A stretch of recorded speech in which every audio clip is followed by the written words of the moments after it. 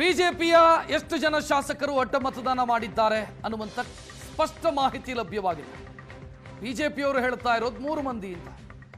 ಯಾಕಂತಂದ್ರೆ ನಾವು ಲಿಂಗರಾಜ್ ಪಾಟೀಲ್ ಅವರಿಗೆ 30 ವೋಟ್ಗಳನ್ನು ನಿಗದಿ ಮಾಡಿದ್ವಿ, ಅವರಿಗೆ ಬಂದಿರೋದು 27, ಆ ಕಾರಣಕ್ಕಾಗಿ 3 ಅಂತ. ಬಟ್ JDSಗೆ ಬಿಜೆಪಿ ನಿಗದಿ ಮಾಡಿತ್ತು 4 ವೋಟು, 3+1 ಯತ್ನಾಳು ಮತ್ತೆ 3 ಬಿಜೆಪಿಯ ಶಾಸಕರು. ಅವರು JDSಗೆ ವೋಟ್ ಹಾಕಿದ್ದಾರಾ ಅನ್ನೋದರ ಬಗ್ಗೆ ಅನುಮಾನಗಳಿದ್ದಾವೆ. ಇದನ್ನು ಬಗೆಹರಿಸೋದಕ್ಕೂ ಕೂಡ ಸದ್ಯಕ್ಕಂತೂ ಸಾಧ್ಯ ಇಲ್ಲ, ಯಾಕಂತಂದ್ರೆ ಗೌಪ್ಯ ಮತದಾನ. JDS ಹೇಳ್ತಾ ಇರೋದು ನಮ್ಮಿಂದ 4 ವೋಟು ಕ್ರಾಸ್ ಆಗಿದೆ ಅಂತ. ಬಟ್ ಅದು 4 ಅನ್ನೋದು ಕೂಡ ಕನ್ಫರ್ಮ್ ಅಲ್ಲ. ಯಾಕಂತಂದ್ರೆ ಒಟ್ಟು ವಿನಯ್ ಕಾರ್ತಿಕ್ ಅವರು ಪಡೆದಿರುವಂತ ಮತಗಳು 32. ಕಾಂಗ್ರೆಸ್ನಿಂದ ಅವರಿಗೆ ಹಂಚಿಕೆಯಾಗಿದ್ದಂಥ ಮತಗಳು 21 ಮಾತ್ರ. ಅವರು +11 ತೆಗೆದುಕೊಂಡಿದ್ದಾರೆ. ಬಿಜೆಪಿ ಹೇಳಿದ ರೀತಿಯಲ್ಲಿ 3, JDS ಹೇಳಿದ ರೀತಿಯಲ್ಲಿ 4 ಅಂತ ಅಂದುಕೊಂಡ್ರೂ ಕೂಡ ಮತ್ತೆ 4 ಜನ ಎಕ್ಸ್ಟ್ರಾ ವೋಟ್ ಬಂದಿದೆ. ಸೊ ಅಲ್ಲಿಗೆ ಯಾವ ಪಕ್ಷದಿಂದ ಎಷ್ಟು ವೋಟು ಕಾಂಗ್ರೆಸ್ಸಿಗೆ ಹೋಗಿದೆ ಅನ್ನೋ ಸ್ಪಷ್ಟವಾದಂಥ ಲೆಕ್ಕಾಚಾರಗಳು ಸಿಗ್ತಾ ಇಲ್ಲ, ಎಷ್ಟಿರಬಹುದು ಅನ್ನೋದು. ಆದರೆ ವಿನಯ್ ಕಾರ್ತಿಕ್ ಅವರನ್ನು ಗೆಲ್ಲಿಸಿಕೊಳ್ಳುವಲ್ಲಿ DK ಶಿವಕುಮಾರ್ ಅವರ ತಂತ್ರಗಾರಿಕೆ ಯಶಸ್ವಿಯಾಗಿದೆ. ನಿನ್ನೆ ಬೆಳಗ್ಗೆಯೇ ನಿಗದಿಯಾಗಿತ್ತು ಯಾರು ಯಾರಿಗೆ ವೋಟ್ ಹಾಕಬೇಕು ಕಾಂಗ್ರೆಸ್ನಲ್ಲಿ ಅಂತ. ಹೇಗೆ ಮಾಡಿದ್ರು ಅಂತಂದ್ರೆ BK ಹರಿಪ್ರಸಾದ್ ಅವರಿಗೆ 30 ಶಾಸಕರು, ತಿಪ್ಪಣ್ಣಪ್ಪ ಕಮಕನೂರ್ ಅವರಿಗೆ 30 ಶಾಸಕರು, ಶಿವಣ್ಣ ಅವರಿಗೆ 30 ಶಾಸಕರು ಮತ್ತು PV ಮೋಹನ್ ಅವರಿಗೆ 29 ಶಾಸಕರು ಅಂತ ವಿಭಜನೆ ಮಾಡಿದ್ರು. ಉಳಿದಂತ 21 ವೋಟುಗಳು ಅದು ವಿನಯ್ ಕಾರ್ತಿಕ್ ಅವರಿಗೆ. 2ನೇ ಪ್ರಾಶಸ್ತ್ಯದ ವೋಟನ್ನು ಕೂಡ ವಿನಯ್ ಕಾರ್ತಿಕ್ ಅವರಿಗೆ ಹಾಕಿಸೋದು ಅಂತ. ಬಟ್ 2ನೇ ಪ್ರಾಶಸ್ತ್ಯದ ವೋಟು ಕೌಂಟ್ ಮಾಡೋ ಸ್ಥಿತಿಗೂ ಬರಲಿಲ್ಲ. ಮೊದಲ ಪ್ರಾಶಸ್ತ್ಯದಲ್ಲೇ ವಿನಯ್ ಕಾರ್ತಿಕ್ ಅವರು ಗೆದ್ದು ಬೀಗಿದ್ದಾರೆ. ಸೊ ಇದೀಗ ಚರ್ಚೆಗೆ ಕಾರಣ ಆಗ್ತಾ ಇದೆ. ಏನು ಯಾರೆಲ್ಲ ಕೈ ಕೊಟ್ಟರು, ಯಾವ ಪಾರ್ಟಿಯಿಂದ ಯಾರು ಕೈ ಕೊಟ್ಟರು ಅನ್ನೋದರ ಬಗ್ಗೆ ಕುತೂಹಲ ಮೂಡ್ತಾ ಇದೆ. ಪರಿಷತ್ ಚುನಾವಣೆಯಲ್ಲಿ JDSನಿಂದ ಅಡ್ಡ ಮತದಾನ ಆಗಿದೆ, ಎಷ್ಟು ಅನ್ನೋದು ಇನ್ನೂ ಖಚಿತವಾಗಿಲ್ಲ. ಇದರ ಬೆನ್ನಿಗೆ ಇವತ್ತು ಸುದ್ದಿಗೋಷ್ಠಿ ನಡೆಸಿದ್ರು ಮಾಜಿ ಮುಖ್ಯಮಂತ್ರಿ ಕೇಂದ್ರ ಸಚಿವ ಕುಮಾರಸ್ವಾಮಿ ಅವರು. ಇದು ನನಗೆ ಪಾಠ ಕಲಿಸಿದೆ. ಈ ಎಲೆಕ್ಷನ್ನು ಅತಿಯಾಗಿ ನಂಬಿಕೆ ಇಡೋದೇ ತಪ್ಪು ಅನ್ನೋದು ನನಗೆ ಗೊತ್ತಾಗಿದೆ. ನಾನು ನಮ್ಮ ಎಲ್ಲ ಶಾಸಕರನ್ನು ನಂಬಿದ್ದೆ, 2 ಮೀಟಿಂಗ್ ಮಾಡಿದೆ, GT ದೇವೇಗೌಡ ಹೊರತುಪಡಿಸಿ ಮತ್ತು ಎಲ್ಲರ ಜೊತೆಗೂ ಮಾತನಾಡಿದ್ದೀನಿ. ಆದರೆ ನಮ್ಮವರು ಕೈ ಕೊಟ್ಟರು, ನಮಗೆ ಅತಿಯಾದ ನಂಬಿಕೆ ಒಳ್ಳೆಯದಲ್ಲ ಅಂತ ಕುಮಾರಸ್ವಾಮಿ ಮಾತನಾಡಿ. ಬಹುಶಃ ಒಂದು ನಮಗೆ ಇನ್ನೊಂದು ರೀತಿಯ ಅನುಭವವನ್ನು ಕೊಟ್ಟಿದೆ ಅನ್ನೋದು ನಾನು ಹೇಳ್ತೀನಿ. ಯಾರನ್ನೂ ದೂಷಣೆ ಮಾಡಲಿಕ್ಕೆ ಹೋಗಲ್ಲ. ಈಗ ಅತಿಯಾಗಿ ನಂಬಿಕೆ ಇಡ್ತಕ್ಕಂಥದ್ದು ಸೂಕ್ತ ಅಲ್ಲ ಅಂತಕ್ಕಂಥದ್ದು ಒಂದು ಸಂದೇಶ ಕೆಲವರು ಕೊಟ್ಟಿದ್ದಾರೆ. ನನ್ನ ಅತಿಯಾದ ನಂಬಿಕೆಯನ್ನು ಎಲ್ಲರ ಮೇಲೂ ಇಡ್ತೀನಿ, ಅದು ನಿಮ್ಮಲ್ಲಿ ಬಂದಿರತಕ್ಕಂಥ ಈ ಗುಣನ ಸ್ವಲ್ಪ ಬದಲಾವಣೆ ಮಾಡ್ಕೊಳ್ಳಿ ಅಂತಕ್ಕಂಥ ಸಂದೇಶ ನೆನ್ನೆ ಫಲಿತಾಂಶ ನನಗೆ ವೈಯಕ್ತಿಕವಾಗಿ ಕೊಟ್ಟಿದೆ. ಇಲ್ಲಿ ಯಾರನ್ನ ದೂಷಣೆ ಮಾಡಲಿಕ್ಕೂ ಹೋಗಲ್ಲ.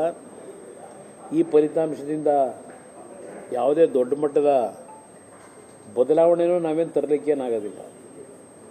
ನಮಗೆ ನಿಜವಾದ ಒಂದು ಅಖಾಡ ಇರತಕ್ಕಂಥದ್ದು 28ರ ಚುನಾವಣೆ.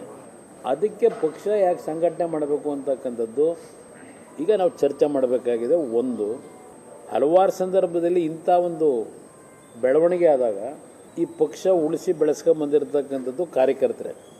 ನಮ್ಮಲ್ಲಿ ನಿಷ್ಠಾವಂತ ಕಾರ್ಯಕರ್ತರ ಕೊರತೆ ಇಲ್ಲ. ಆ ಕಾರ್ಯಕರ್ತರ ದುಡಿಮೆ ಮೇಲೆ ಬೆಳೆದಂಥವರು ಯಾವ್ಯಾವ ರೀತಿಯಲ್ಲಿ ಹಲವಾರು ಸಂದರ್ಭದಲ್ಲಿ ತೀರ್ಮಾನಗಳು ತೆಗೆದುಕೊಂಡು ಹೋಗಿದ್ದಾರೆ.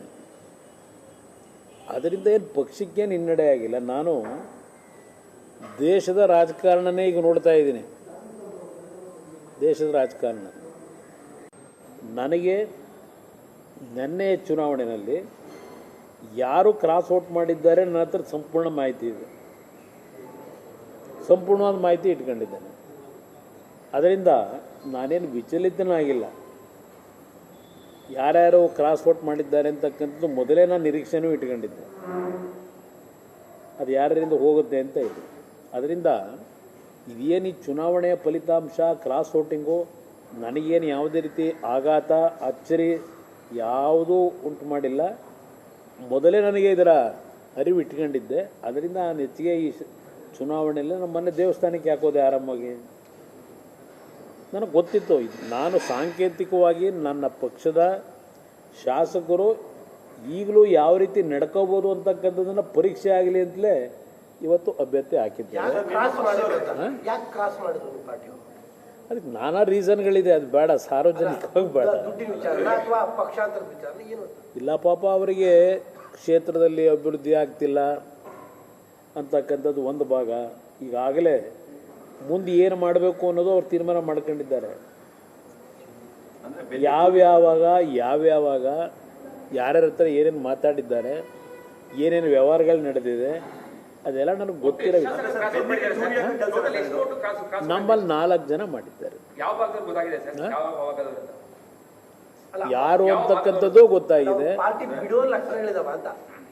ಅದು ಚರ್ಚೆ ಆಗಿದೆ. ಅವರ ಒಂದು ಶಕ್ತಿ ತುಂಬಬೇಕು, ತುಂಬ್ಕೊಂಬಂದಿದ್ದಾರೆ. ಆದರೆ ಕಳೆದ 20 ವರ್ಷದಲ್ಲಿ ಸುದೀರ್ಘವಾಗಿ ಈ ಪಕ್ಷದ ಕಾರ್ಯಕರ್ತರ ಸಂಘಟನೆ ಜೊತೆಗೆ ಪಕ್ಷಕ್ಕೆ ಆರ್ಥಿಕವಾಗಿ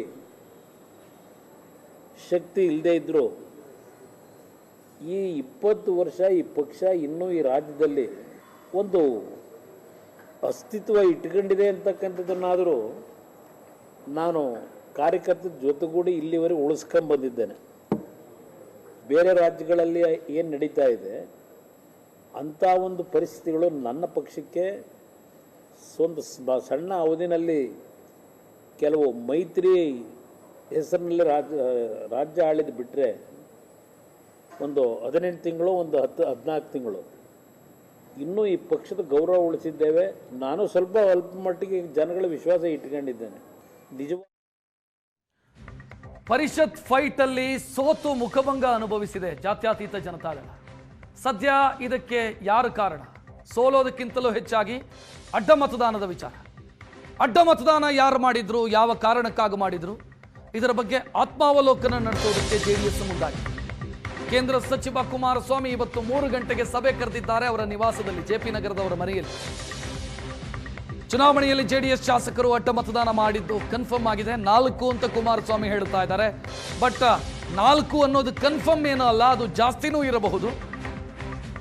ಸೊ ಆ ಕಾರಣಕ್ಕಾಗಿ ಸದ್ಯ ಸಭೆ ನಡೆಸೋದಕ್ಕಿದ್ದಾರೆ. ಅವರ ಜೆಪಿ ನಗರದ ಮನೆಯಲ್ಲಿ ಇವತ್ತು ಸಂಜೆ 3 ಗಂಟೆಗೆ ಸಭೆಯಾಗುತ್ತೆ. ಆತ್ಮಾವಲೋಕನದ ಸಭೆ. 18 ಓಟು ಜೆಡಿಎಸ್ಗೆ ಇದ್ದಿದ್ದು.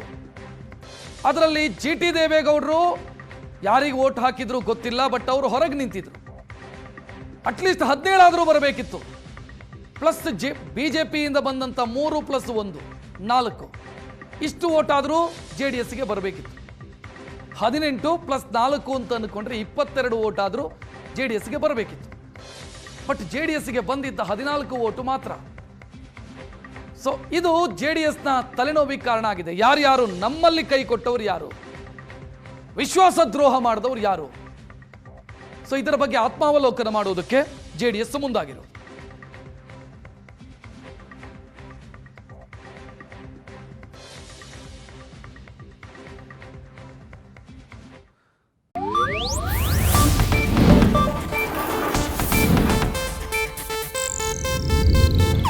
ಇದು ಏಷ್ಯಾನೆಟ್ ನ್ಯೂಸ್ ನೆಟ್ವರ್ಕ್ ಪ್ರಸ್ತುತಿ.